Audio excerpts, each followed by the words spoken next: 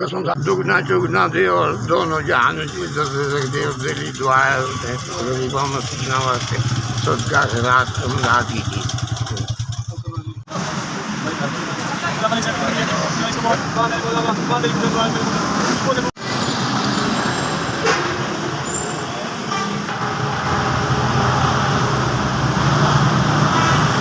کھانا دیتا جی سانوں اللہ تعالیٰ تمہیں اس کو دگنا دے 500 روپیہ دیتا جی. مطلب دیتا ہے اللہ انہوں نے زندگی دے میری زندگی انہوں نے لا دے.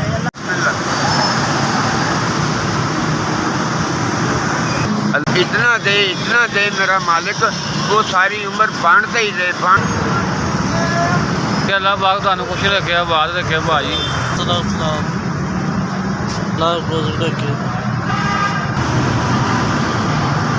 اللہ تعالیٰ بہت دے اللہ تعالیٰ خوش رکھے. 500 روپیہ ملیا روٹی ملی اللہ تعالیٰ ان کے حالت رحم کرے تھکڑا.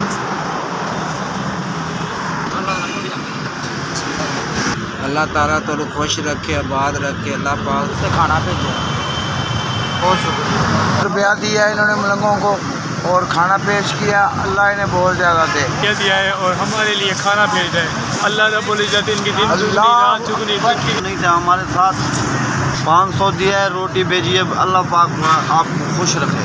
بنی اللہ تعالیٰ آپ کو بہت جو آپ نے 500 روپیہ مجھے دیا ہے آپ بہت دے. کچھ رکھ رہے ہیں روٹی سے 500 روپیہ. اللہ تندرستی دے اللہ تعالیٰ صحت دے. خیال کر قبول کرے جی اللہ پاک. جی بسم اللہ. بسم اللہ.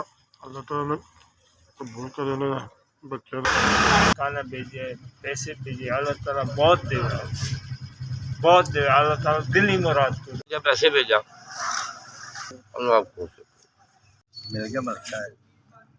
اللہ خیر کرے. اللہ تعالیٰ تمہیں خوش رکھے. اللہ تعالیٰ تمہیں آباد رکھے. تمہیں کھانا بھیجا پیسے بھیجے. اللہ تعالیٰ